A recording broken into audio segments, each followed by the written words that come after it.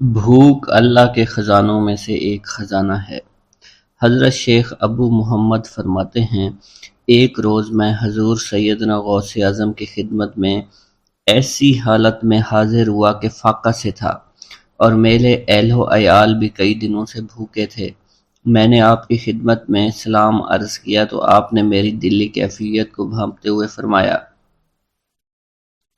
اے جونی، بھوک اللہ تعالیٰ کے خزانوں میں سے ایک خزانہ ہے، اور اللہ عز و جل جس کو دوست رکھتا ہے اس کو فاقہ کی نعمت عطا فرما دیا کرتا ہے۔ حضرت شیخ زین الدین فرماتے ہیں، ایک مرتبہ میں اور ایک میرا دوست حج کی ادائیگی کے بعد بغداد شریف آئے۔ بغداد شریف میں ہم کسی کو جانتے نہیں تھے اور ہمارے پاس صرف ایک قبضہ کمان تھی، جسے فروخت کر کے ہم نے کچھ چاول خریدے اور انہیں پکایا۔ ہم ان چاولوں سے سیر نہ ہو سکے اور نہ ہی ہمیں کوئی لطف محسوس ہوا۔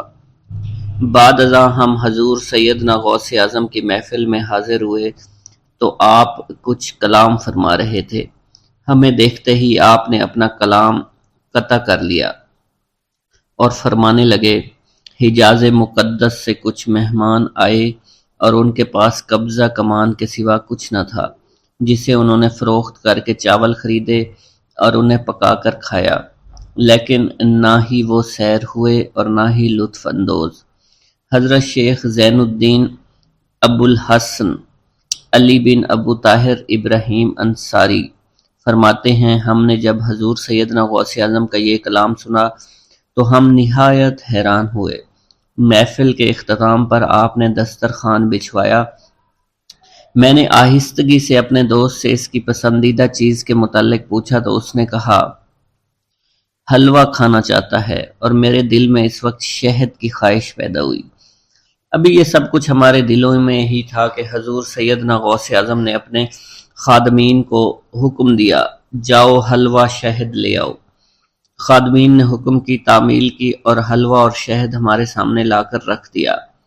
آپ کا اس طرح ہمارے دلوں کی بات پر مطلع ہونے سے ہم حیران رہ گئے۔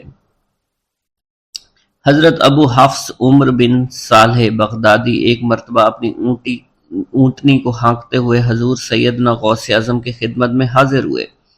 عرض کرنے لگے، حضور، میں حج کے لیے بیت اللہ شریف جانا چاہتا ہوں، مگر میری یہ اونٹنی میرا ساتھ دینے کے قابل نہیں ہے، اور فی الحال میرے پاس کوئی دوسری سواری بھی نہیں ہے۔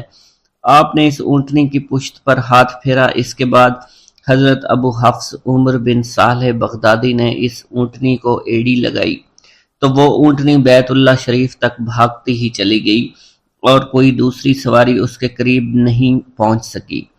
حضرت ابو حامد فرماتے ہیں، میں ایک مرتبہ بغداد شریف میں حضور سیدنا غوث اعظم کی خدمت میں حاضر ہوا اور اپنا مصلی آپ کے نزدیک بچھا کر بیٹھ گیا۔ آپ نے مجھ سے فرمایا، اے حامد، تم عنقریب بادشاہوں کے دسترخوان پر بیٹھو گے۔ چنانچہ جب میں حران واپس پہنچا تو سلطان نور الدین زنگی نے مجھے اپنے پاس رہنے پر مجبور کر دیا اور مجھے اپنا مصاحب خاص مقرر کر دیا اور ناظم اوقاف مقرر فرمایا۔ حضرت شیخ ابو المظفر اسماعیل سے منقول ہے کہ ایک مرتبہ حضرت شیخ الہیتی بیمار ہو گئے۔ حضور سیدنا غوث اعظم ان کی عیادت کے لیے تشریف لائے۔ آپ نے ان کے نزدیک کھجور کے 2 درخت دیکھے جو 4 سال سے خشک تھے اور ان پر پھل نہیں آتا تھا۔ آپ نے ان درختوں کے نیچے بیٹھ کر وضو کیا اور 2 رکعت نماز ادا فرمائی۔ کچھ دن گزرنے کے بعد ان درختوں پر پھل لگ گئے اور وہ دوبارہ سے سرسبز و شاداب ہو گئے۔ جھولی کو میری بھر دو ورنہ کہے گی دنیا، ایسے سخی کا منگتا پھرتا ہے مارا مارا۔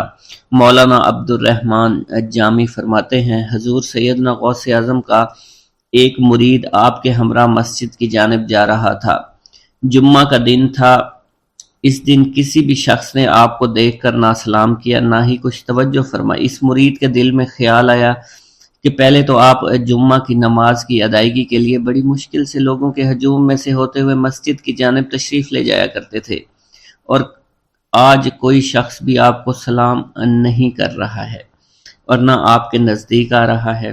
مولانا عبد الرحمن جامی فرماتے ہیں، ابھی یہ خیال اس مرید کے دل میں ہی تھا کہ حضور سیدنا غوث اعظم نے مسکرا کر اس مرید کو دیکھا، پھر لوگوں کا ایک جمع غفیر اکٹھا ہو گیا اور ہر کوئی آپ سے سلام کرنے کا خواہش مند تھا، یہاں تک کہ اس مرید اور آپ کے درمیان ہجوم حائل ہو گیا۔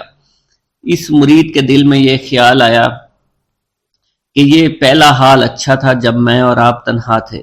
مولانا عبد الرحمن جامی فرماتے ہیں، حضور سیدنا غوث اعظم شیخ عبد القادر جیلانی نے ایک مرتبہ پھر اس مرید کی دلی کیفیت کو بھانپتے ہوئے فرمایا، تمہیں معلوم نہیں لوگوں کے دل میری مٹھی میں ہیں، میں انہیں چاہوں تو پھیر دوں، چاہوں تو اپنی جانب متوجہ کر لوں۔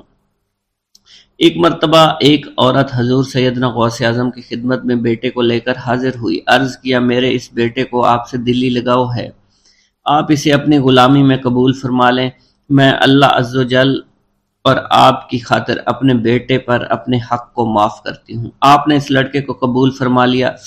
چند روز بعد وہ عورت اپنے بیٹے سے ملنے کے لیے آئی تو وہ لڑکا آپ کے حکم سے مجاہدات میں مشغول تھا اور بے حد کمزور اور لاغر ہو چکا تھا۔ اس عورت نے جب آپ کو دیکھا تو آپ اس وقت مرغی کا گوشت کھا رہے تھے، آپ کے سامنے ہڈیاں پڑی ہوئی تھی۔ اس عورت نے آپ سے کہا کہ آپ خود تو مرغی کھاتے ہیں جبکہ میرا بیٹا سخت مجاہدات میں مشغول ہے۔ آپ نے اس عورت کی بات سننے کے بعد ہڈیوں کی جانب اشارہ کیا اور حکم دیا، اللہ عز و جل کے حکم سے زندہ ہو جاؤ۔ آپ کا یہ فرمانا تھا کہ ان ہڈیوں سے ایک سالم مرغی زندہ کھڑی ہو گئی۔ آپ نے فرمایا کہ جب تیرا بیٹا اس منزل پر پہنچ جائے گا تو پھر جو چاہے گا کھائے گا۔ منقول ہے ایک مرتبہ حضور سیدنا غوث اعظم کو اللہ عز و جل کی جانب سے حکم ہوا کہ 700 مردوں اور 700 عورتوں کو واصل باللہ کریں۔ آپ نے اللہ کے اس فرمان کے مطابق مجمع عام میں نظر دوڑائی تو مجمع میں سے 700 مرد اور 700 عورتیں علیحدہ ہو گئیں۔ آپ نے ان پر نگاہ ولایت ڈالی تو وہ سب واصل اللہ ہو گئے۔ حضور سیدنا غوث اعظم مدینہ منورہ میں حضور نبی کریم کے روضہ مبارک پر حاضری دینے کے بعد باپیادہ بغداد شریف واپس تشریف لا رہے تھے۔ راستے میں ایک چور جو کہ ناکہ لگا کر کسی مسافر کا انتظار کر رہا تھا، اس نے آپ کو قریب آنے پر روک لیا۔ آپ نے اس چور سے دریافت کیا تم کون ہو؟ اس نے کہا دیہاتی ہوں۔ آپ کو بذریعہ کشف اس کی بدنیتی کی خبر ہو چکی تھی۔ اسی دوران اس چور کے دل میں خیال پیدا ہوا کہ یہ غوث اعظم ہوں گے۔ آپ نے اس کے دل کی بات کو بھانپتے ہوئے فرمایا کہ میں عبد القادر ہوں۔ چور نے جب آپ کی بات سنی فوراً قدموں میں گر پڑا اور معافی کا خواستگار ہوا۔ آپ کو اس کی حالت پر ترس آ گیا۔ آپ نے اللہ عز و جل کے حضور اس کے لیے دعا فرمائی تو ندائے غیبی سنائی دی، اے غوث اس چور کو سیدھے راستہ دکھاتے ہوئے کتب بنا دو۔ آپ نے اس چور کی جانب نگاہ دوڑائی تو آپ کے فیض روحانی سے کتب کے درجے پر وہ فائز ہو گیا۔ حضرت شیخ ابو عباس خضر بن عبداللہ بن یحییٰ حسینی فرماتے ہیں، ایک مرتبہ میں نے خلیفہ ابو المظفر یوسف عباسی کو حضور سیدنا غوث اعظم شیخ عبد القادر جیلانی کی خدمت میں موجود پایا۔ اس نے آپ سے کسی کرامت کو دیکھنے کی درخواست کی اور کہا کہ اس سے میرا دل مطمئن ہو جائے گا۔ حضور سیدنا غوث اعظم حضرت سیدنا شیخ عبد القادر جیلانی نے خلیفہ سے پوچھا کہ تو کیا چاہتا ہے؟ اس نے کہا کہ ایک سیب، اور اس وقت عراق میں سیبوں کا موسم نہ تھا۔ آپ نے اپنے دستے مبارک فضا میں بلند کیا اور دیکھتے ہی دیکھتے آپ کے ہاتھ میں 2 سیب آ گئے۔ آپ نے ایک سیب ابو المظفر کو دیا اور دوسرا خود رکھ لیا۔ ابو المظفر نے جب اپنا سیب چیرا تو اس میں سے کیڑا نکل آیا۔ اس نے جب اپنا سیب چیرا تو یہ اندر سے سفید تھا، اس میں سے کستوری کی خوشبو آ رہی تھی۔ ابو المظفر نے وجہ دریافت کی تو آپ نے فرمایا اس سیب میں سے کیڑا اس وجہ سے نکلا کیونکہ اس سیب کو ظالم کا ہاتھ لگا ہوا تھا۔ حضرت شیخ ابو محمد سے مروی ہے، ایک مرتبہ میں حضور سیدنا غوث اعظم کی خدمت میں بغداد شریف حاضر ہوا۔ کچھ دنوں تک آپ کے ہاں قیام پذیر رہا اور روحانی فیوز و برکات سے مالا مال ہوا۔ بعد ازاں جب میں واپس اپنے ملک مصر روانہ ہونا لگا تو آپ نے مجھ سے فرمایا کہ کبھی کسی سے کوئی چیز مت مانگنا۔ پھر آپ نے اپنی انگشت شہادت میرے منہ میں ڈالی اور فرمایا کہ اسے اچھی طرح چوسو۔ چنانچہ میں نے آپ کے فرمان کے مطابق ایسا ہی کیا۔ جب میں آپ سے اجازت لینے کے بعد واپس اپنے ملک مصر روانہ ہوا تو بغداد شریف سے مصر تک کی طویل مسافت کے دوران مجھے کچھ بھوک محسوس نہیں ہوئی، اور میں جوں جوں آگے بڑھتا رہا اپنے جسم میں توانائی کو پہلے سے زیادہ پاتا۔ بسم اللہ الرحمن الرحیم۔ منقول ہے کہ حضور سیدنا غوث اعظم کے زمانہ میں ایک مقرب کی ولایت سلب کر لی گئی۔ سب چھوٹے بڑے اس کو حقارت کی نگاہ سے دیکھنے لگے۔ اس نے 360 اولیاء اللہ سے التجا کی کہ وہ اس کے حق میں دعا فرمائیں، لیکن اس کا نام لوح محفوظ پر اشتیاق کی فہرست میں لکھ دیا گیا۔ ان اولیاء اللہ نے اس کو بتایا کہ تم کامیاب نہیں ہوں گے۔ اس کے چہرے کا رنگ سیاہ پڑ گیا۔ اس شخص نے حضور سیدنا غوث اعظم شیخ عبد القادر جیلانی کی خدمت میں حاضر ہو کر دعا کی درخواست کی۔ آپ نے فرمایا تم اللہ عز و جل کی بارگاہ میں مردود ہو گئے ہو، مگر میں تمہیں اللہ کے اذن میں مقبول بنا سکتا ہوں۔ پھر حضور سیدنا غوث اعظم نے اس کے لیے بارگاہ الہی میں دعا فرمائی تو غیب سے ندا آئی، کیا تمہیں معلوم ہے کہ تم سے پہلے بھی 360 اولیاء اللہ اس کے لیے سفارش کر چکے ہیں، لیکن اس کا نام لوح محفوظ پر اشتیاق کی فہرست میں لکھا جا چکا ہے۔ یا الہی تو مردود کو مقبول، مقبول کو مردود بنانے پر قادر ہے۔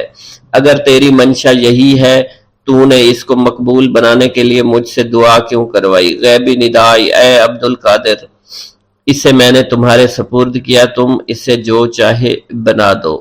چنانچہ آپ کی دعا سے وہ پھر سے بارگاہ الہی میں مقبول ہو گیا۔ حضرت شیخ ابو صالح سے منقول ہے، حضرت شیخ ابو مدین مغربی نے مجھے حضور سیدنا غوث اعظم شیخ عبد القادر جیلانی کی خدمت میں بغداد فقر کی تعلیم کے لیے بھیجا۔ آپ نے مجھے 20 دن تک اپنے خلوت خانہ کے دروازہ پر بٹھائے رکھا، اور 20 روز گزرنے کے بعد مجھے قبلہ رو ہونے کا حکم دیا گیا۔ جب میں قبلہ رو ہو گیا، آپ نے فرمایا اے ابو صالح اس طرف دیکھو۔ چنانچہ میں نے اس جانب دیکھا تو آپ نے فرمایا کیا دیکھ رہے ہو؟ میں نے عرض کیا بیت اللہ شریف میری نگاہوں کے سامنے ہے۔ آپ نے مجھے حکم دیا کہ اب مغرب کی سمت دیکھو۔ میں نے اپنا چہرہ مغرب کی جانب کیا تو آپ نے فرمایا کہ اب کیا دیکھ رہے ہو؟ میں نے عرض کیا کہ میں اپنے مرشد پاک حضرت ابو مدین کو دیکھ رہا ہوں۔ ایک مرتبہ سنان نامی عیسائی پادری نے حضور سیدنا غوث اعظم کی محفل میں حاضر ہو کر سلام عرض کیا۔ حاضرین کھڑے ہو کر بیان دیا کہ میں یمن کا رہنے والا ہوں، میں نے ارادہ کیا کہ میں اسلام قبول کروں گا۔ اسی دوران میرے دل میں خیال پیدا ہوا میں اس دور کی سب سے بہترین شخصیت کے دستے مبارک پر کلمہ پڑھوں۔ اسی سوچ کے دوران مجھے نیند آ گئی۔ خواب میں مجھے حضور سیدنا عیسیٰ کی زیارت نصیب ہوئی۔ آپ علیہ السلام نے مجھ سے ارشاد فرمایا بغداد چلے جاؤ، شیخ عبد القادر کے دستے حق پر اسلام قبول کرو، کیونکہ اس وقت وہ روئے زمین پر تمام لوگوں میں افضل اور اعلیٰ ہیں۔ حضرت شیخ عمر الحکیمانی سے منقول ہے، ایک مرتبہ حضور سیدنا غوث اعظم کی خدمت میں 13 لوگ دائرہ اسلام میں داخل ہونے کے لیے حاضر ہوئے۔ ان لوگوں نے بیان کیا کہ ہم عرب کے عیسائی ہیں اور ہم نے کلمہ پڑھنے کا ارادہ کر لیا ہے۔ ابھی یہ سوچ ہی رہے تھے کہ کس مرد کامل کے دستے حق پر کلمہ پڑھیں گے، ہمیں ہاتف غیب سے آواز سنائی دی کہ بغداد جا کر شیخ عبد القادر جیلانی کے دستے مبارک پر کلمہ پڑھو۔ حضرت شیخ زین الدین ابو الحسن علی بن ابی طاہر سے مروی ہے، فرماتے ہیں میں نے حضور سیدنا غوث اعظم سے علم حاصل کیا۔ اللہ عز و جل نے مجھے 1 سال میں اتنا علم دیا کہ دوسروں کو وہ علم 20 سال میں بھی نصیب نہ ہوا ہوگا۔ میں نے آپ سے مصر جانے کی اجازت طلب کی۔ آپ نے فرمایا تو دمشق پہنچ کر غازیوں کو مصر میں داخل ہونے کے لیے تیار پائے گا تاکہ اس پر قبضہ ہو جائے، مگر ان سے کہنا کہ وہ ہرگز کامیاب نہ ہوں گے، ہاں دوسری مرتبہ وہ کامیاب ہو جائیں گے۔ حضرت شیخ زین الدین فرماتے ہیں جب میں دمشق پہنچا میں نے وہی حال پایا جو آپ نے بیان فرمایا تھا۔ میں نے ان سے کہا تو وہیں نہ رکے۔ جب میں مصر پہنچا تو میں نے خلیفہ کو ان کو مقابلے کے لیے تیار پایا۔ میں نے خلیفہ سے کہا گھبراؤ نہیں، کامیاب ہو جاؤ گے۔ وہ فرماتے ہیں خلیفہ نے مجھے اپنا ندیم خاص مقرر فرمایا اور اپنے ہر راز سے مجھے واقفیت دے دی۔ پھر دوسری مرتبہ غازی آئے، انہوں نے مصر پر قبضہ کر لیا۔ مجھے حضور سیدنا غوث کے قول کے مطابق ہر ایک سے 1.5 لاکھ دینار ملے۔ مجھے مصر میں ہر خاص و عام میں مقبولیت حاصل ہوئی اور بے شمار لوگ میرے وعظ سے مستفید ہونے لگے۔ حضرت شیخ ابو الخیر سے منقول ہے، فرماتے ہیں میں شیخ ابو محمد حسن، شیخ ابو قاسم، شیخ ابو حفظ کی خدمت میں حاضر ہوئے۔ آپ نے فرمایا تم سب اپنی اپنی حاجات بیان کرو، میں انشاءاللہ تمہاری حاجات پوری کروں گا۔ شیخ ابو سعید نے کہا کہ میں ترک دنیا اختیار کرنا چاہتا ہوں۔ شیخ ابن قائد وانی نے کہا کہ مجھے مجاہدے کی قوت عطا کر دیجئے۔ شیخ بزاز نے کہا خوف الہی چاہتا ہوں۔ شیخ فارسی نے کہا اللہ کے ساتھ میرا ایک حال ہے جسے میں کھو بیٹھا ہوں، چاہتا ہوں میرا وہ حال لوٹ آئے۔ شیخ جمیل نے کہا میں حفظ کرنا چاہتا ہوں۔ شیخ عمر نے کہا میں علم کی زیادتی چاہتا ہوں۔ شیخ خلیل نے کہا میں چاہتا ہوں مجھے موت نہ آئے، یہاں تک کہ مجھے مقام قطبیت پر فائز کیا جائے۔ شیخ ابو البرکات نے کہا کہ میں محبت الہی میں استغراق چاہتا ہوں۔ شیخ ابو عبداللہ نے کہا کہ میں نائب وزیر بننا چاہتا ہوں۔ شیخ ابو مفتوح نے کہا کہ میں خلیفہ کے گھر کا استاد بننا چاہتا ہوں۔ حضرت شیخ ابو الخیر فرماتے ہیں حضور سیدنا غوث اعظم نے فرمایا انشاءاللہ تم سب کی حاجات جلد پوری ہوں گی۔ چنانچہ آپ کا قول پورا ہوا اور تمام لوگوں کی حاجات پوری ہوئیں ماں سوائے شیخ خلیل کے، کیونکہ حضرت شیخ خلیل نے قطبیت مانگی تھی جس کا وقت ابھی نہیں آیا تھا۔ حضرت ابو السعد عبداللہ سے مروی ہے کہ میری کنواری بیٹی فاطمہ گھر کی چھت پر چڑھی تو اسے کوئی چیز اٹھا کر لے گئی۔ اس وقت میری بیٹی کی عمر 16 برس تھی۔ میں حضور سیدنا غوث اعظم شیخ عبد القادر جیلانی کی خدمت میں حاضر ہوا اور سارا ماجرا ان کے گوش گزار کر دیا۔ آپ نے فرمایا تم آج رات کو کرخ کے ویرانے میں جاؤ اور تل خمس 5واں ٹیلا کے پاس جا کر بیٹھ جاؤ اور اپنے ارد گرد دائرہ کھینچ لو۔ دائرہ کھینچتے وقت بسم اللہ علی نیت عبد القادر کے الفاظ پڑھنا۔ جب رات بڑھے گی جنوں کے گروہ مختلف شکلوں میں تیرے نزدیک سے گزریں گے، تم انہیں دیکھ کر خوف زدہ مت ہونا۔ جب صبح ہو جائے گی تو جنوں کا بادشاہ جماعت کے ہمراہ گزرے گا، وہ تجھ سے تیری حاجت پوچھے گا، تو اسے بتانا عبد القادر نے بھیجا ہے اور میری حاجت یہ ہے۔ ابو سعید فرماتے ہیں میں نے حکم کی تعمیل کی، آپ کے فرمان کے مطابق ڈراؤنی شکلوں والے لوگ گزرے مگر دائرہ کے نزدیک کوئی نہ آ سکا، یہاں تک کہ صبح جنوں کا بادشاہ گھوڑے پر سوار ہو کر آیا، اس کے ساتھ ایک کثیر جماعت بھی تھی۔ اس نے مجھ سے کہا میری حاجت پوچھی، میں نے اسے حضور سیدنا غوث اعظم کا پیغام پہنچاتے ہوئے کہا اور اپنی حاجت بیان کی۔ میری بات سن کر وہ بادشاہ گھوڑے سے اترا، زمین کو بوسہ دیتے ہوئے دائرہ کے کنارے بیٹھ گیا۔ بادشاہ کے بیٹھتے ہوئی جماعت بھی بیٹھ گئی۔ پھر بادشاہ نے اپنی جماعت کے کچھ لوگوں کو حکم دیا جاؤ جس نے یہ کام کیا ہے اسے میرے پاس لے کر آؤ۔ چنانچہ وہ لوگ ایک سرکش جن کو پکڑ لائے جس کے ساتھ میری بیٹی بھی تھی۔ جنوں کے بادشاہ سے کہا گیا کہ یہ ملک چین کے سرکش جنوں میں سے ہے۔ بادشاہ نے اس جن کو مخاطب کرتے ہوئے کہا کہ تمہیں قطب وقت کے قدموں کے نیچے سے لڑکی اٹھانے کی جرت کیوں کر پیش ہوئی؟ اس سرکش جن نے کہا کہ میں اس لڑکی پر عاشق ہو گیا تھا۔ بادشاہ جن نے اس سرکش جن کو سر قلم کرنے کا حکم دیا اور میری بیٹی مجھے واپس لوٹا دی۔ میں نے بادشاہ جن سے کہا کہ تم نے حضور سیدنا غوث اعظم کا حکم بجا لانے میں کوئی کسر نہ چھوڑی۔ بادشاہ جن نے کہا کہ وہ گھر بیٹھے ہم جیسے سرکشوں کو دیکھ لیتے ہیں، خواہ کتنی ہی دور کیوں نہ بیٹھے ہوں۔ جب اللہ عز و جل کوئی قطب مقرر کرتا ہے تو اسے جن و انس پر قدرت عطا فرما دیتا ہے۔ تفریح الخاطر میں منقول ہے حضور سیدنا غوث اعظم کے وصال کے بعد ایک شخص جو کہ عرصہ دراز سے مرشد کامل کی تلاش میں تھا اور وہ آپ کا شورا سننے کے بعد آپ کی خدمت میں بغداد شریف پہنچا۔ جب اس شخص کو معلوم ہوا کہ آپ وصال فرما گئے ہیں تو وہ آپ کی قبر مبارک پر حاضر ہوا اور آداب زیارت بجا لایا۔ آپ اپنی قبر مبارک سے باہر تشریف لائے، اس کا ہاتھ پکڑ کر اسے سلسلہ عالیہ قادریہ میں بیعت فرما دیا اور اس کی جانب خصوصی توجہ فرمائی۔ حضرت ابو بکر ارکیمی فرماتے ہیں میں ابتدائی عمر میں شتربانی کا کام کیا کرتا تھا۔ ایک مرتبہ مجھے ایک شخص کے ساتھ حج کرنے کا اتفاق ہوا۔ اس شخص کو یہ خطرہ لاحق ہوا کہ وہ عنقریب مر جائے گا۔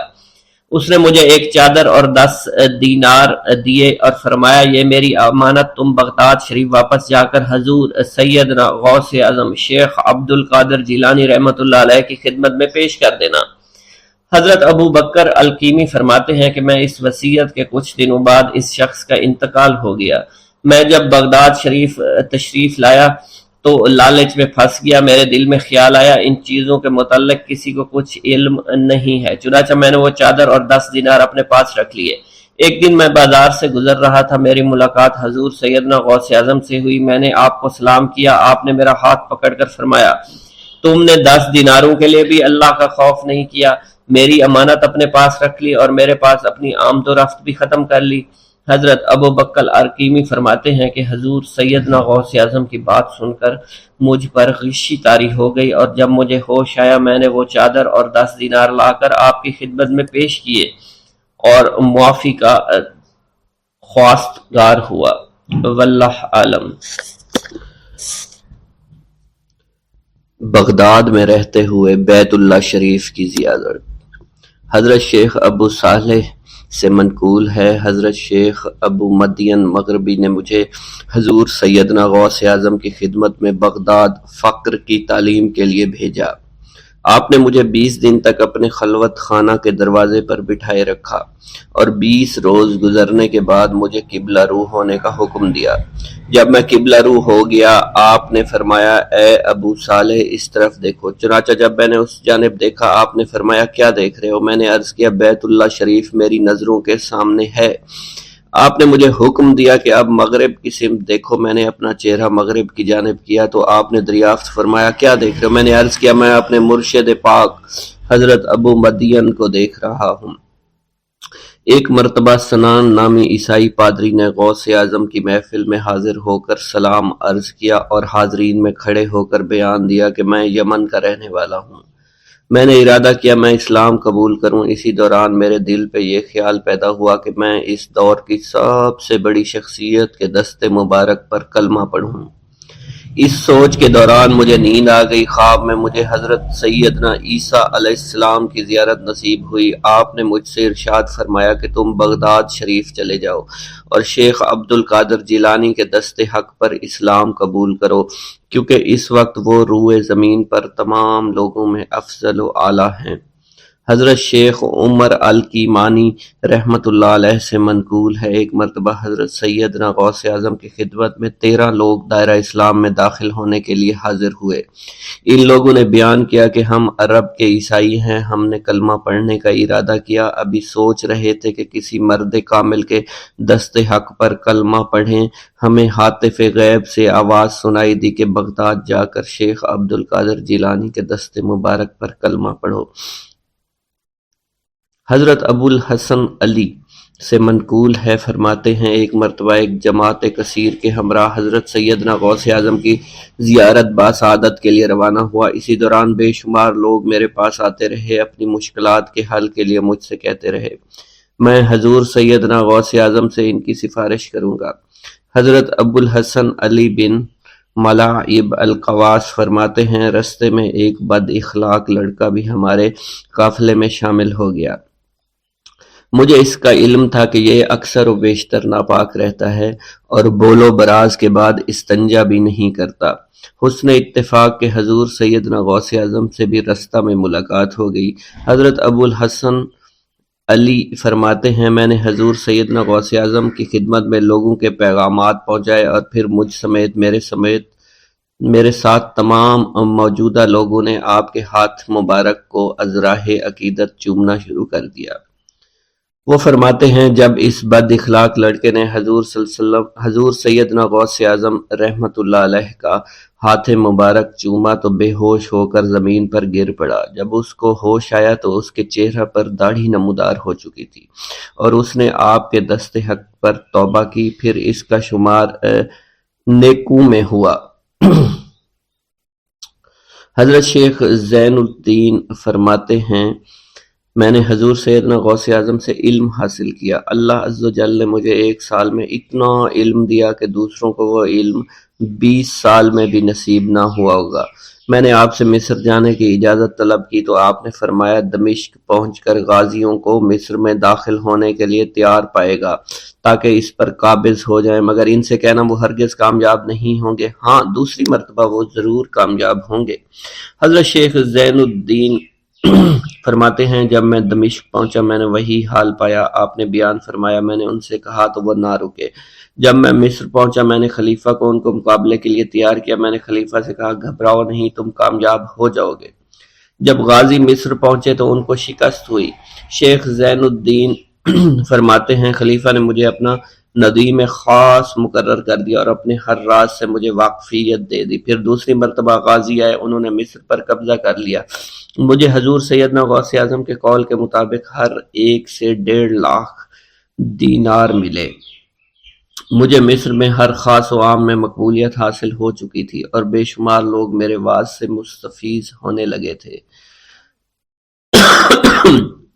حضرت سیدنا غوث اعظم شیخ عبد القادر جیلانی کی خدمت میں ایک عورت حاضر ہوئی، آپ سے دعا کی درخواست کی کہ اس کے ہاں اولاد ہو۔ آپ نے مراقبہ میں جا کر لوح محفوظ کا مشاہدہ کیا تو وہاں لکھا تھا اس عورت کی قسمت میں اولاد نہیں ہے۔ آپ نے اللہ کے حضور اس کے لیے دعا فرمائی، غیب سے ندا آئی اس کے ہاں اولاد نہیں، آپ اس کے حق میں دعا جاری رکھیں، یہاں تک کہ غیب سے آپ کو ندا آئی کہ ہم نے آپ کی دعا کی بدولت اس کو 7 لڑکے عطا فرمائے۔ چنانچہ اس عورت کے ہاں یکے بعد دیگرے 7 لڑکوں کی دعا کی پیدائش ہوئی۔ حضرت شیخ ابو الخیر منقول ہے، فرماتے ہیں میں شیخ ابو حسن اور شیخ خلیل بن احمد اور شیخ ابو عبداللہ کی خدمت میں حاضر تھے۔ آپ نے فرمایا تم سب اپنی اپنی حاجات بیان کرو، میں انشاءاللہ تمہاری حاجات پوری کروں گا۔ شیخ ابو سعود نے کہا کہ میں ترک دنیا اختیار کرنا چاہتا ہوں۔ شیخ ابو قائد نے کہا میں مجاہدی کی قوت چاہتا ہوں۔ شیخ ابوالزاز نے کہا کہ میں خوف الہی چاہتا ہوں۔ شیخ فارسی نے کہا اللہ کے ساتھ میرا ایک حال ہے جسے میں کھو بیٹھا میں چاہتا ہوں کہ میرا وہ حال لوٹ آئے۔ شیخ جمیل نے کہا میں حفظ وقت چاہتا ہوں۔ شیخ عمر نے کہا کہ میں علم کی زیادتی چاہتا ہوں۔ حضرت شیخ ابو الخیر محفوظ فرماتے ہیں حضور سیدنا غوث اعظم نے فرمایا انشاءاللہ تم سب کی حاجات جلدی پوری ہوں گی۔ چنانچہ آپ کا قول پورا ہوا اور تمام لوگوں کی حاجات پوری ہوئی ماں سوائے شیخ خلیل کے، کیونکہ حضرت شیخ خلیل نے قطبیت مانگی تھی جس کا ابھی وقت نہیں آیا تھا۔ حضرت ابو سعود فرماتے ہیں حضرت شیخ حماد دباس کی خدمت میں حاضر ہو کر عرض کیا حضور میں ملک شام کی جانب مال تجارت لے کر جانا چاہتا ہوں اور میرا یہ قافلہ تیار ہے، میرے پاس 700 دینار کا مال ہے۔ حضرت شیخ حماد دباس نے فرمایا اگر تم اس سال سفر کرو گے تو تم سفر میں ہی قتل کر دیے جاؤ گے اور تمہارا تمام مال و اسباب لوٹ لیا جائے گا۔ حضرت حماد باس کی بات سن کر وہ تاجر حضور سیدنا غوث اعظم کی خدمت میں حاضر ہوا اور حضرت حماد باس کی بات بیان کر دی۔ آپ نے فرمایا کہ تم سفر پر جاؤ، میں تمہارا ضامن ہوں۔ آپ کا فرمان سن کر وہ سامان تجارت لے کر شام پہنچا۔ اپنا تمام مال فروخت کرنے کے بعد وہ تاجر اپنے کسی کام سے حلب گیا، وہاں ایک مقام پر اس نے 1000 دینار رکھ دیا اور حلب میں اپنی قیام گاہ پر واپس آ گیا۔ اس نے خواب میں دیکھا عرب بتوؤں نے ایک قافلہ لوٹا ہے، قافلہ کے کئی آدمیوں کو قتل کیا ہے جس میں وہ شامل ہے۔ اس کے بعد وہ بیدار ہوا، گھبرا کر اس جگہ پہنچا جہاں اس نے 1000 دینار رکھے تھے، اس کے دینار وہیں پر رکھے اس کو مل گئے۔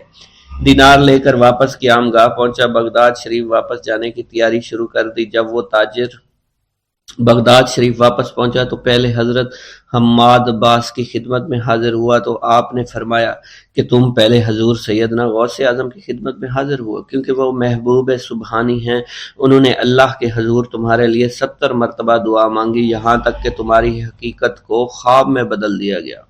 وہ تاجر آپ کی خدمت میں حاضر ہوا اور آپ نے حضرت حماد باس کی بات کی تصدیق کی۔ بسم اللہ الرحمن الرحیم۔ السلام علیکم۔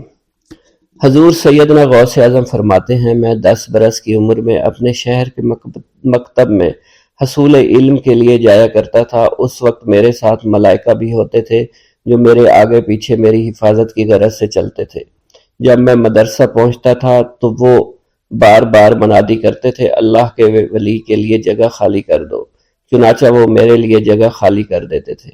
ایک مرتبہ میں نے ایک ایسے شخص کو دیکھا جس نے فرشتوں کی آواز سن کر کہا کہ یہ نہایت معزز گھرانے کا فرد ہے اور عن قریب اس کو وہ عظمت اور بزرگی حاصل ہوگی جس میں کوئی مزاحمت نہ ہوگی، اس کو ایسا قرب نصیب ہوگا کہ اس کو کوئی فریب نہ دے سکے گا۔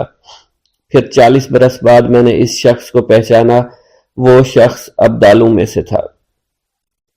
حضرت شیخ ابو سعود احمد بن ابی بکر سے مروی ہے، حضور سیدنا غوث اعظم نے فرمایا، میں 25 سال تک تنہا عراق کے بیابانوں میں پھرتا رہا۔ میں لوگوں کو نہ جانتا تھا، لوگ مجھے نہیں جانتے تھے۔ اسی دوران میرے پاس رجال الغیب اور جنات تشریف لائے جنہیں میں طریقت اور رسول اللہ کی تعلیم دیا کرتا تھا۔ ابتدا میں جب میں عراق میں داخل ہوا تو حضرت خضر میرے ہم سفر تھے اور میں انہیں اس وقت سے پہچانتا نہیں تھا۔ ان کے ساتھ میرا معاہدہ ہوا کہ میں ان کے کسی حکم کی خلاف ورزی نہیں کروں گا۔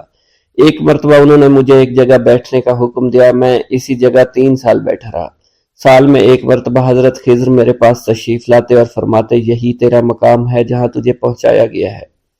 اس عرصہ کے دوران تمام نفسانی خواہشات مجھ پر انسانی شکل میں وارد ہوئیں، لیکن اللہ نے مجھے ہر موقع پر استقامت عطا فرمائی اور مجھے ان خرافات سے بچائے رکھا۔ ابتدا میں میرا نفس مجاہدہ کا کوئی طریقہ اختیار کرتا تو میں اس پر قائم ہو جایا کرتا تھا اور کسی چیز کو قبول نہیں کرتا تھا۔ ایک طویل مدت تک اپنا گلا گھونٹتے ہوئے میں نے مدائن کے جنگلوں میں مجاہدات میں مشغول رہا۔ حضور سیدنا غوث اعظم فرماتے ہیں، میں نے اپنے نفس کو مختلف مجاہدوں اور ریاستوں اور مشقتوں میں ڈالے رکھا۔ 1 سال تک میں گری ہوئی چیزیں اٹھا کر کھاتا رہا، اسی دوسرے سال میں صرف پانی پر گزارا کرتا رہا اور تیسرے سال میں نے کچھ نہ کھایا اور نہ پیا نہ ہی سویا۔ ایک مرتبہ شدید سردی کی وجہ سے میں ایوان کسریٰ کے کھنڈرات میں سویا تو رات بھر میں 40 مرتبہ احتلام ہوا۔ میں نے ہر مرتبہ دریائے دجلہ پر جا کر غسل فرمایا، پھر نیند کے خوف سے محل کے اوپر ایک ویران جگہ پر چڑھ گیا اور وہاں 2 سال تک قیام کیا، حتیٰ کہ سردی کے سوا کوئی شے کھانے کو میسر نہیں تھی۔ حضور سیدنا غوث اعظم فرماتے ہیں، ہر سال ایک بزرگ آتے اور وہ مجھے اونی جبہ دے کر چلے جاتے۔ اسی طرح میں نے بے شمار طریقوں سے دنیا اور نفس سے چھٹکارا حاصل کرنے کی کوشش کی۔ لوگ مجھے دیوانہ سمجھتے تھے، میں برہنہ جسم جنگلوں میں چلا جاتا، کانٹوں پر لوٹا شور مچایا کرتا، میرے تمام بدن سے خون جاری ہو جایا کرتا۔ لوگ مجھے اٹھا کر شفا خانے لے جایا کرتے جہاں میری حالت مزید بگڑ جایا کرتی۔ ایک وقت ایسا آیا جب مجھ میں اور مردہ میں کوئی فرق نہ تھا۔ لوگ کفن لے آئے اور غسال کو بلوایا کہ وہ مجھے غسل دے۔ ابھی انہوں نے مجھے غسل دینے کے لیے ایک تختہ پر لٹایا، میری حالت درست ہو گئی، میں اٹھ کھڑا ہوا۔ طریقت کی ان پرخطر راہوں میں نہ تو میں کبھی خوف زدہ ہوا، نہ کبھی میرا نفس مجھ پر غالب پا سکا اور نہ ہی دنیا کی آسائش مجھے حیران کر سکی۔ حضور سید غوث اعظم فرماتے ہیں، شیطان نے میرے گرد بے شمار جال بچھائے۔ جب میں نے ان سے کہا یہ کیا ہے، اس نے کہا یہ دنیاوی آلائشیں ہیں اور میں ان جالوں میں سے تم لوگوں کا شکار کیا کرتا ہوں۔ میں نے 1 سال تک شیطان کا مقابلہ کیا، اس کے بچھائے ہوئے تمام جالوں کو ختم کیا۔ اس کے بعد میرے سینے کو کھول دیا گیا اور مجھ پر بے شمار خلائق ظاہر ہوئے۔ حضور سیدنا غوث اعظم فرماتے ہیں، میں نے دریافت کیا کہ یہ اللہ ایک کیسے ہے؟ جواب ملا، یہ خلق کے اسباب ہیں جو تم سے ملے ہوئے ہیں۔ میں سال بھر ان کی جانب متوجہ رہا یہاں تک کہ وہ مجھ سے جدا ہو گئے۔ جب مجھ پر باطن ظاہر ہوا تو میں اپنے قلب کو بہت سے علائق سے ملوث پایا۔ میں نے دریافت کیا یہ علائق کیا ہیں؟ جواب ملا، یہ تمہارے ارادے، تمہارے اختیارات ہیں۔ چنانچہ 1 سال تک ان کی جانب متوجہ رہا یہاں تک کہ وہ سب علائق مجھ سے دور ہو گئے اور میرا قلب ان غلاظتوں سے نجات پا گیا۔ حضور سیدنا غوث اعظم فرماتے ہیں، پھر میں نے توکل کے دروازے پر آیا، میرا مقصد پورا ہو، لیکن جب میں توکل کے دروازے پر پہنچا بے شمار لوگ وہاں موجود تھے۔ میں ہجوم کو چیرتا بڑھا اور شکر کے دروازے پر پہنچ گیا، یہاں بھی لوگوں کا جمع غفیر موجود تھا، اسے بھی چیرتا آگے بڑھا اور مشاہدہ کے دروازے پر پہنچ گیا، یہاں پر موجود ہجوم کو بھی چیرتا ہوا اندر داخل ہوا، حتیٰ کہ سب سے آخر میں مجھے فاقر کے دروازے پر لا دیا گیا۔ فقر کا دروازہ خالی تھا۔ جب میں اس دروازے میں داخل ہوا تو دیکھا جن جن چیزوں کو میں نے ترک کیا تھا وہ سب یہاں موجود تھی۔ یہاں مجھے ایک بہت بڑے روحانی خزانے کی فتوحات سے نوازا گیا۔ میرے لیے تمام دنیا کے خزانے کھول دیے گئے۔ مجھے روحانی عزت، دائمی غنا اور خالص آزادی عطا فرمائی گئی۔ میری تمام چیزیں جو میری ہستی اور میری صفات سب معدوم ہو گئی تھی، وہ میری ہستی کی جگہ کسی اور نے لے لی تھی۔ حضرت شیخ ابو سعید مخزومی نے حضور سیدنا غوث اعظم کو خرقہ خلافت سے نوازا اور فرمایا: اے عبد القادر، یہ وہ خرقہ ہے جو حضور نبی کریم صلی اللہ علیہ وسلم نے سیدنا علی المرتضیٰ کو عطا فرمایا۔ سیدنا علی المرتضیٰ نے یہ خرقہ خواجہ حسن بصری کو عطا فرمایا، جس سے ہوتا ہوا یہ مجھ تک پہنچا، اور یہ تمہاری امانت تھی جو میں نے تم تک پہنچا دی۔ حضور سیدنا غوث اعظم نے جب خرقہ مبارک کو زیب تن کیا تو آپ پر بے شمار انوار و تجلیات کی بارش ہونا شروع ہو گئی۔ میرا یہ قدم تمام اولیاء کرام کی گردن پر ہے۔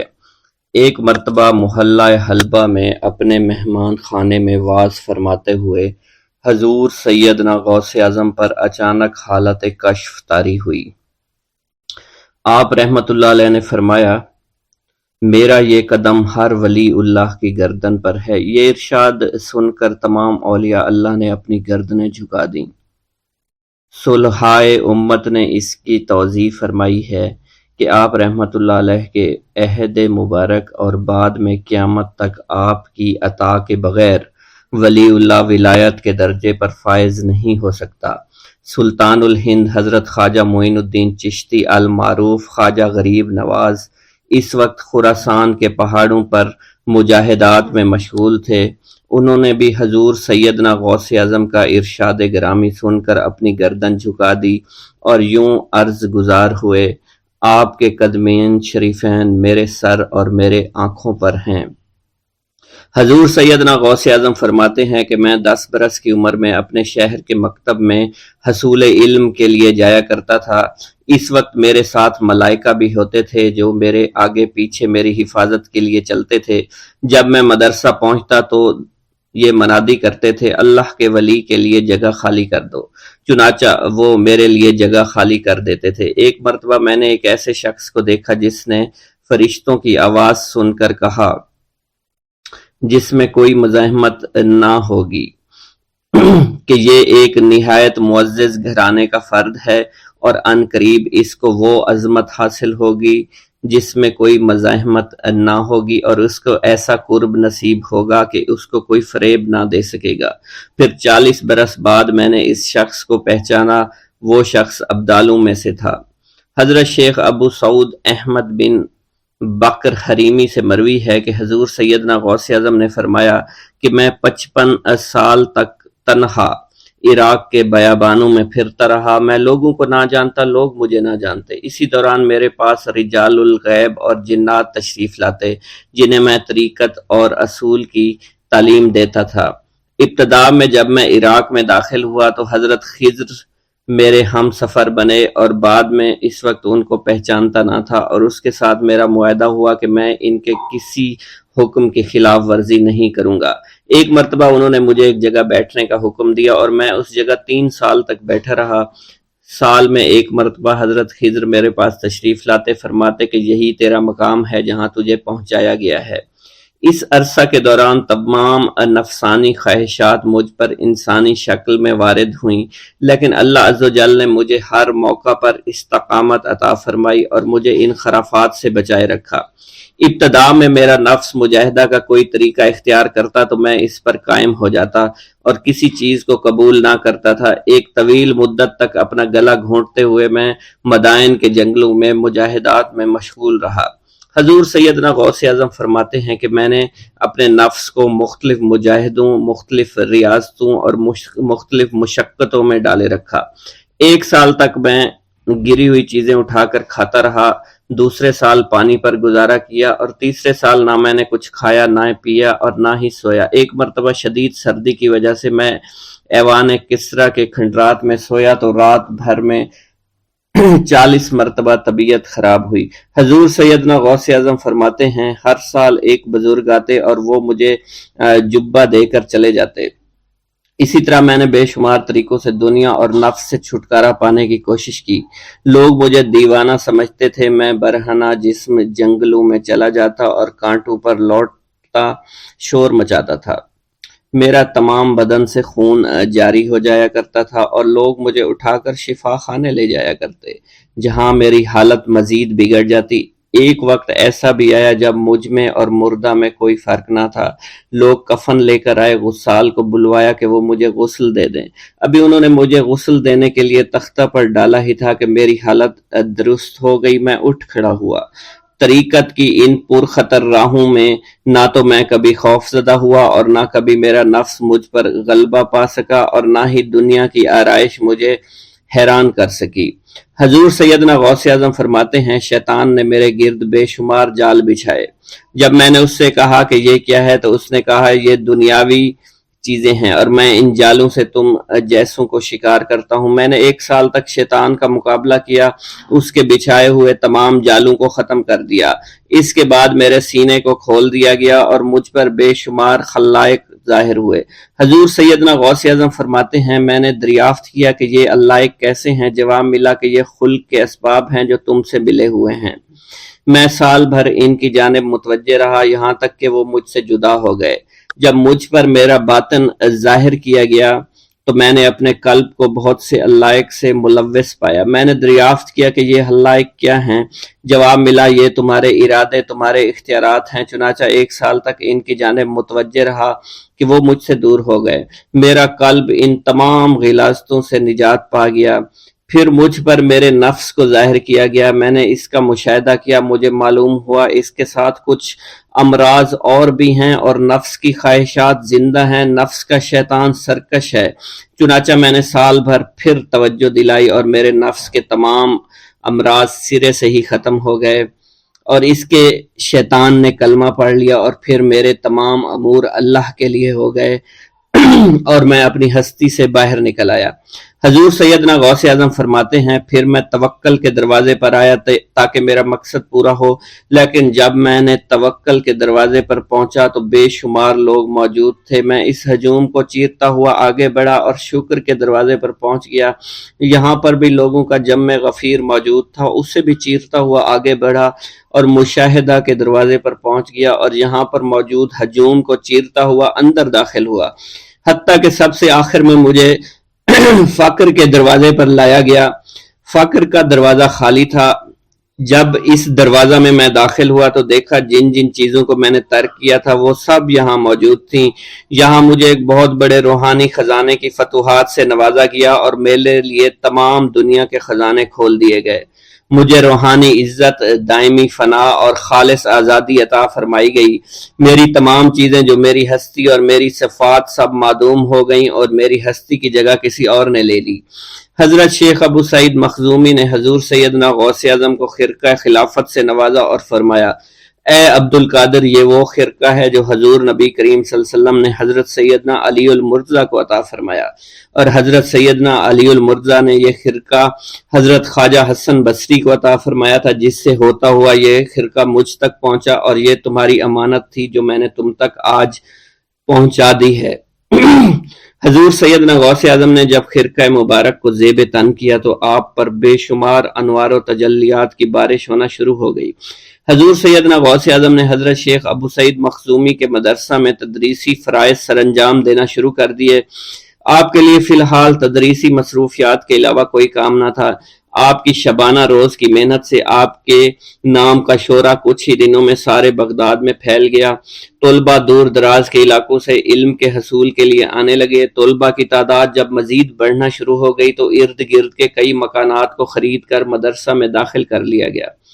کتب سیر میں منقول ہے کہ 528 ہجری میں آپ مدرسہ نظامیہ کی وسیع عمارت تعمیر فرما چکے تھے۔ اس مدرسہ کی تعمیر میں آپ نے بحیثیت مزدور بھی حصہ لیا تھا۔ حضرت شیخ ابو الخشاب سے مروی ہے کہ میں جوانی میں جب علم نحو پڑھ رہا تھا تو لوگوں نے مجھے حضور سیدنا غوث اعظم کے پاس جانے کا مشورہ دیا اور اس کی وجہ سے مجھے بھی اشتیاق ہوا کہ میں آپ کا واز سنوں۔ ایک مرتبہ کچھ لوگوں کے ہمراہ آپ کی مجلس میں دوستوں کے ہمراہ حاضر ہوا۔ آپ نے میری جانب توجہ کرتے ہوئے فرمایا ہماری صحبت اختیار کر لو، چنانچہ میں نے آپ کے فرمان کے مطابق آپ کی صحبت کو اختیار کر لیا۔ آپ نے مجھے علم نحو کے علاوہ علوم عقلیہ اور تقلد حاصل کیے جس سے مجھے کوئی واقفیت پہلے نہیں تھی۔ 1 سال کے عرصہ میں آپ کی نظر کرم سے میں نے وہ علوم حاصل کر لیے جو گزشتہ اتنی عمر گزارنے کے باوجود بھی مجھے حاصل نہیں ہوئے تھے۔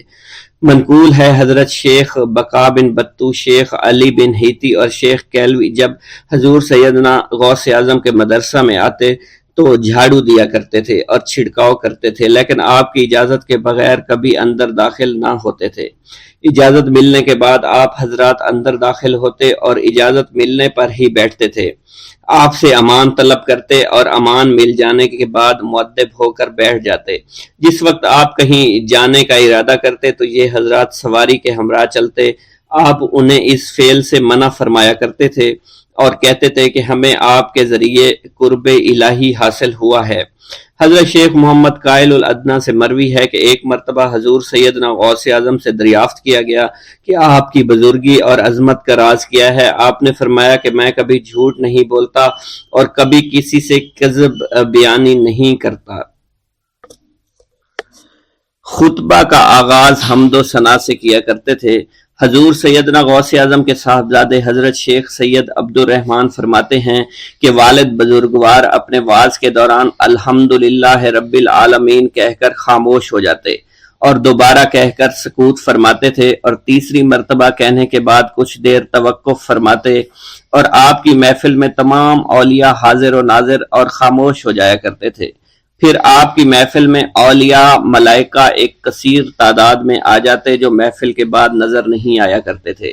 آپ اپنے خطاب کو یوں شروع فرماتے، تمام تعریفیں اللہ کے لیے ہیں، اس کی مخلوق کی تعداد اس کے عرش کے وزن کے مطابق اور بے حد تعریفیں جس سے اس کی ذات راضی ہو جائے، اس کے کلمات کی روشنی کے مطابق، اس کے علم کے مطابق، اس کی مرضی اور منشا کے مطابق اور اس کی مخلوق کے مطابق جسے اس نے پیدا کیا وہی عالم الغیب ہے، رحمان و رحیم ہے۔ میں گواہی دیتا ہوں اس کے سوا کوئی عبادت کے لائق ہی نہیں ہے، اور تمام کائنات اس کی تخلیق ہیں، تمام تعریفیں اسی کے لیے ہیں۔ وہ زندہ ہے، ہمیشہ زندہ رہے گا،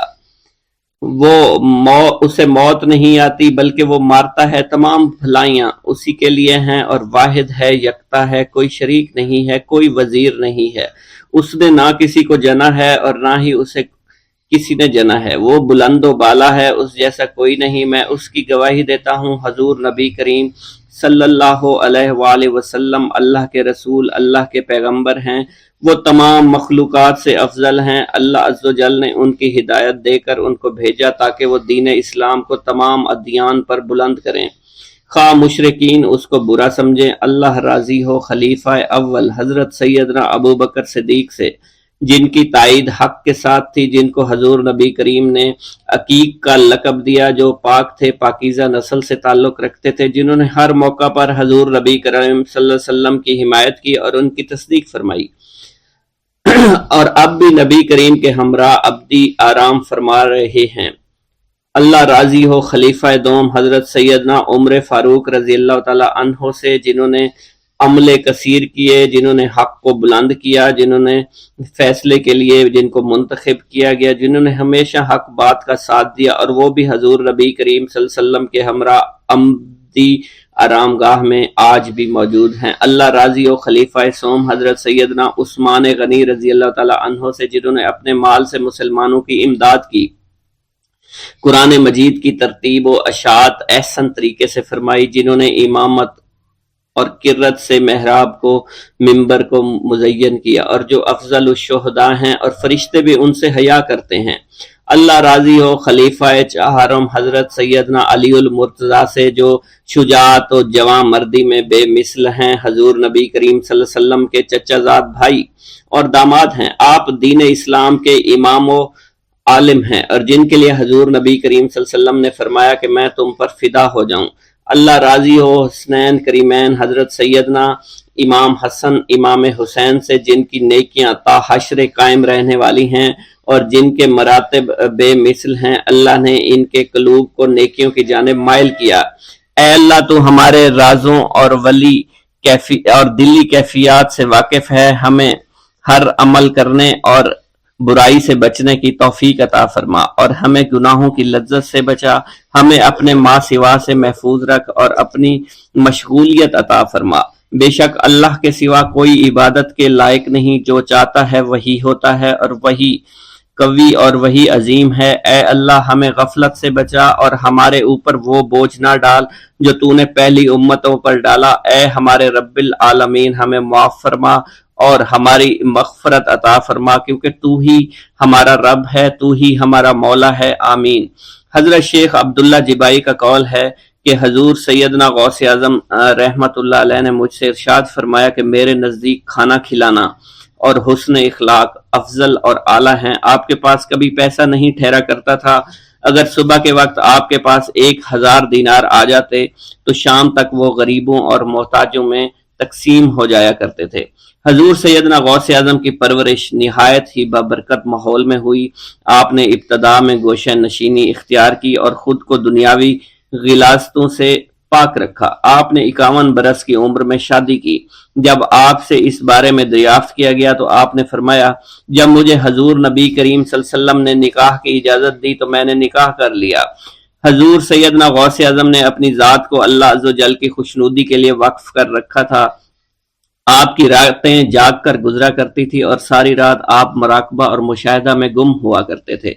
آپ کی عادت مبارکہ تھی کہ آپ سجدہ کو دراز کیا کرتے تھے اور بیٹھ کر مراقبہ فرمایا کرتے تھے۔ اسی دوران آپ کا جسم مبارک نورانی شعاؤں کے زیر اثر ہوتا اور کئی مرتبہ آپ نورانی شعاؤں میں غائب ہو جایا کرتے تھے۔ حضرت شیخ ابو عبداللہ بن حسنین بن ابی الفضل فرماتے ہیں کہ حضور سیدنا غوث اعظم کے بعض دہقانی مریدین ہر سال آپ کے لیے گیہوں بوتے تھے اور جائز طریقہ سے اسے پالتے تھے۔ پھر آپ کے بعض مریدین اسے پیستے اور آپ کے لیے ہر روز 4-5 روٹیاں پکاتے اور شام کو آپ کے پاس روٹیاں لے کر آیا کرتے تھے۔ آپ حاضرین میں ایک ایک ٹکڑا تقسیم کر دیتے اور جو بچ جاتا وہ اپنے لیے رکھ لیا کرتے تھے۔ حضرت شیخ خضر حسنی سے منقول ہے، حضور سیدنا غوث اعظم ایک شکستہ دل فقیر کو دیکھا۔ آپ نے اس سے اس کی کیفیت کے متعلق دریافت کیا تو اس نے کہا کہ میں آج دریا کے کنارے گیا اور ملاح سے کہا مجھے دریا کے پار لے جائے۔ اس نے انکار کر دیا۔ میں اپنے اس افلاس کے سبب پریشان اور شکستہ دل ہوں۔ ابھی اس فقیر کا کلام جاری تھا کہ ایک شخص آپ کی خدمت میں حاضر ہوا اور 30 دینار آپ کی خدمت میں پیش کیے۔ آپ نے وہ دینار اس فقیر کو دے دیے اور فرمایا کہ اس ملاح سے کہنا کہ کسی فقیر کا سوال رد نہ کیا کرے۔ حضرت شیخ معمر ابو المظفر فرماتے ہیں، میں نے حضور سیدنا غوث اعظم سے زیادہ کسی کو درگزر فرمانے والا آج تک نہیں دیکھا۔ آپ کی عطا کا یہ علم تھا، ایک محفل میں 400 لوگوں کو ولایت کے مقام اعلیٰ تک پہنچا دیا کرتے تھے۔ بھوکوں کو کھانا کھلانا، بیواؤں کی حاجت روائی کرنا آپ کا معمول تھا۔ جب کسی بیمار کے متعلق سنتے تو فوراً اس کی عیادت کے لیے تشریف لے جایا کرتے تھے۔ فقراء کو آپ رحمت اللہ علیہ کے در سے بغیر سوال کیے عطا ہو جایا کرتا تھا۔ حضور سیدنا غوث اعظم نے فرمایا کہ مخلوق سے کنارہ کشی سے پہلے علم حاصل کرو، کیونکہ جو شخص علم کے بغیر عبادت کرتا ہے وہ اصلاح سے زیادہ فساد میں مبتلا ہو جاتا ہے۔ تمہیں چاہیے کہ شمع شریعت اپنے ہمراہ لے کر علم کی روشنی میں علم عمل کرو، پھر اللہ تعالیٰ تمہیں علم لدنی کا وارث بنا دے گا جس سے تم ناواقف ہو۔ تمہیں چاہیے کہ تمام اسباب و ذرائع سے تعلق منقطع کر کے رشتہ داروں اور احباب سے جدائی اختیار کرو، تاکہ تم اپنے زہد کی وجہ سے اپنی قوت باطنی اور اپنے حسن ادب کا مشاہدہ کر سکو۔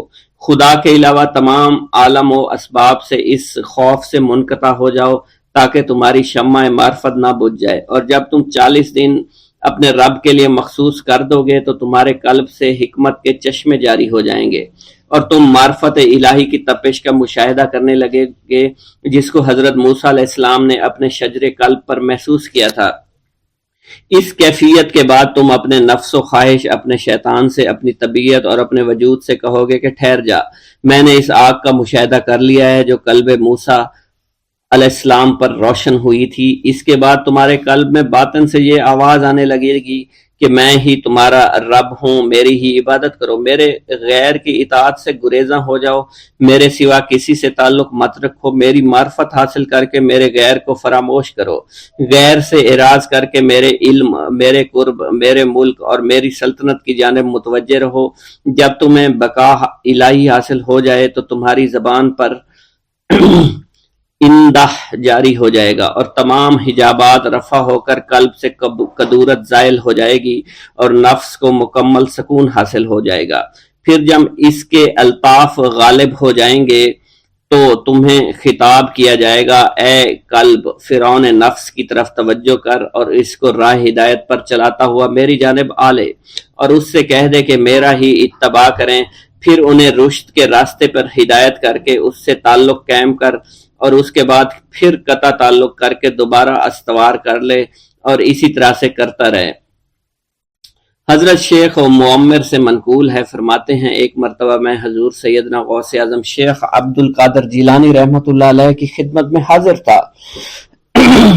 آپ بیٹھے کچھ لکھ رہے تھے، اسی دوران چھت سے 3 مرتبہ مٹی گری، چوتھی مرتبہ ایسا ہوا آپ نے جلال میں آ کر اس جگہ دیکھا جہاں سے مٹی گر رہی تھی، اسی دوران ایک چوہا اس جگہ سے نیچے گرا اور مر گیا، یہ چوہا ہی وہاں سے مٹی کھود رہا تھا۔ حضرت شیخ عمر بن مسعود بزاز فرماتے ہیں حضور سیدنا غوث اعظم وضو فرما رہے تھے، اسی دوران ایک چڑیا نے آپ کی قمیض پر بیٹ کر دی، آپ نے جلالی نظروں سے چڑیا کو دیکھا، وہ چڑیا اسی وقت نیچے گری مر گئی۔ آپ نے وضو سے فارغ ہونے کے بعد قمیض کے اس حصے کو دھویا اور پھر اپنی قمیض مبارک اتار کر مجھے دی اور فرمایا اس کو فروخت کر کے اس کی رقم کو خیرات کر دو، یہ اس کا بدلہ ہے۔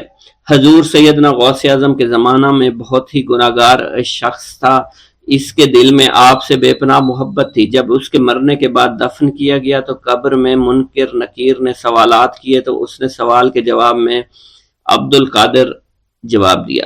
منکر نکیر نے اللہ کی بارگاہ میں اس کے جواب کو پیش کیا، حکم ہوا اگرچہ یہ بندہ فاسقوں میں سے ہے لیکن یہ میرے محبوب سید عبد القادر جو کہ صادقین میں سے ہیں ان سے محبت رکھتا ہے۔ بغداد کے محلہ باب العز کے قبرستان میں سے ایک قبر سے مردہ کے چیخنے کی آواز آنے لگی۔ لوگوں نے حضور سیدنا غوث اعظم کی خدمت میں عرض ہو کر عرض کیا، آپ نے دریافت کیا کیا صاحب قبر نے مجھ سے خرقہ پہنا؟ لوگوں نے عرض کیا ہمیں اس کا علم نہیں۔ آپ نے دریافت کیا کیا یہ میری محفل میں کبھی شریک ہوا؟ ہمیں اس کا علم نہیں۔ آپ نے پھر دریافت کیا کیا کبھی میرے پیچھے نماز پڑھی؟ نہیں معلوم۔ آپ نے مراقبہ فرمایا اور آپ کے چہرہ مبارک پر جلالیت کے آثار نمودار ہو گئے۔ بعد ازاں آپ نے چہرہ مبارک پر وقار ظاہر ہوا اور آپ نے فرمایا کہ اس شخص نے میری زیارت کی، مجھ سے حسن ظن رکھا، اسی وجہ سے اللہ نے اس پر رحم فرما دیا ہے، چنانچہ اس کے بعد کبھی قبر سے آواز نہیں آئی۔ منقول ہے حضرت شیخ ابو الحسن علی بن وہب ازجی بیمار ہو گئے، حضور سیدنا غوث اعظم عیادت کے لیے تشریف لائے تو آپ نے وہاں ایک قمری اور ایک کبوتری کو دیکھا۔ حضرت شیخ ابو الحسن نے آپ سے عرض کی کہ یہ کبوتری 6 ماہ سے انڈے نہیں دے رہی اور قمری 9 مہینے سے بول نہیں رہی۔ آپ نے کبوتری سے فرمایا تو اپنے مالک کو فائدہ پہنچا اور قمری سے فرمایا تو اپنے خالق کی تسبیح کر۔ چنانچہ قمری نے اسی وقت کوکو کرنا شروع کر دیا، یہاں تک کہ بغداد کے لوگ اس کی آواز سننے کے لیے جوق در جوق جمع ہونا شروع ہو گئے اور کبوتری نے بھی انڈے دے دیے اور ان سے بچے نکلے۔